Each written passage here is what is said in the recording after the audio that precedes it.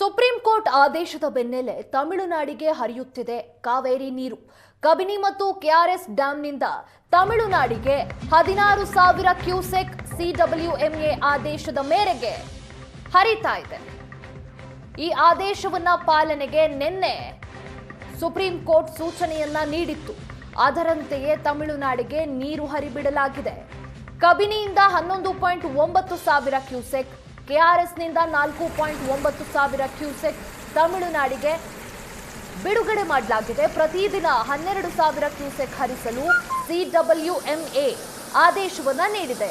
ಬಿಳಿಗುಂಡ್ಲು ತಲುಪಲು ಹೆಚ್ಚು ನೀರನ್ನ ಹರಿಸಬೇಕಿರೋ ರಾಜ್ಯ ಸರ್ಕಾರ ಈಗ ತಮಿಳುನಾಡಿಗೆ ಕಾವೇರಿ ನೀರನ್ನ ಬಿಡಬಾರದು ಅನ್ನೋದು ಇಲ್ಲಿನ ರೈತರ ಒತ್ತಾಯವಾಗಿದೆ. ಆದರೆ ಈ ವಿಚಾರವಾಗಿ ಮೀಟಿಂಗ್ ಆಗಿ ಇಂತಿಷ್ಟು ನೀರನ್ನ ತಮಿಳುನಾಡಿಗೆ ಬಿಡಲೇಬೇಕು ಅನ್ನೋ ಆದೇಶ ಬಂದಿದೆ.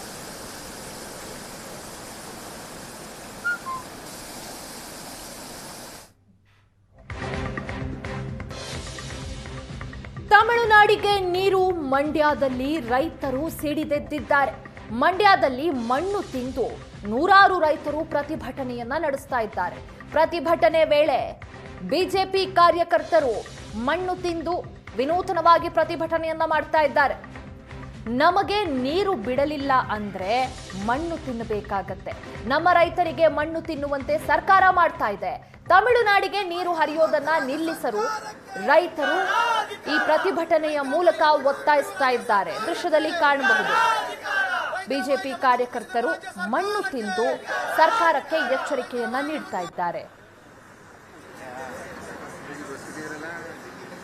ಮುಖ್ಯಮಂತ್ರಿಗಳು ಡಿ.ಕೆ. ಶಿವಕುಮಾರ್ ಅವರು ನಮ್ಮ ಮಂಡ್ಯ ಡಿಸಿ ಮತ್ತು SP ಅವರ ನೇರ ಪ್ರಸಾರದಲ್ಲಿ ಒಂದು ಕಿವಿ ಮಾತು ಹೇಳ್ತಾರೆ.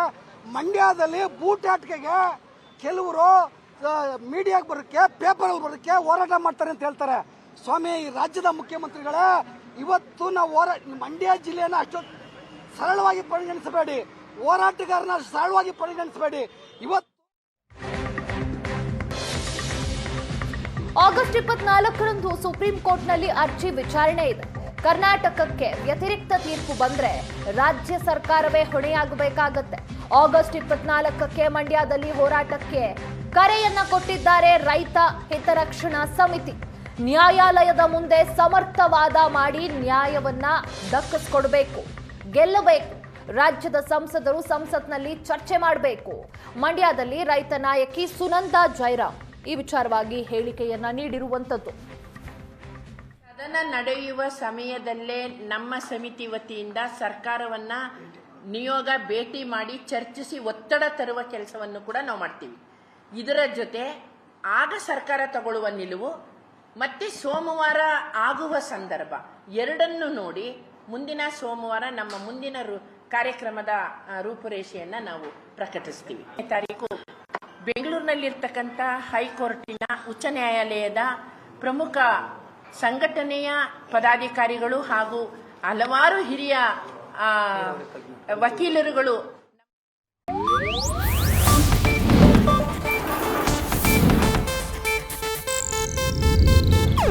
ಇದು ಏಷ್ಯಾನೆಟ್ ನ್ಯೂಸ್ ನೆಟ್ವರ್ಕ್ ಪ್ರಸ್ತುತಿ.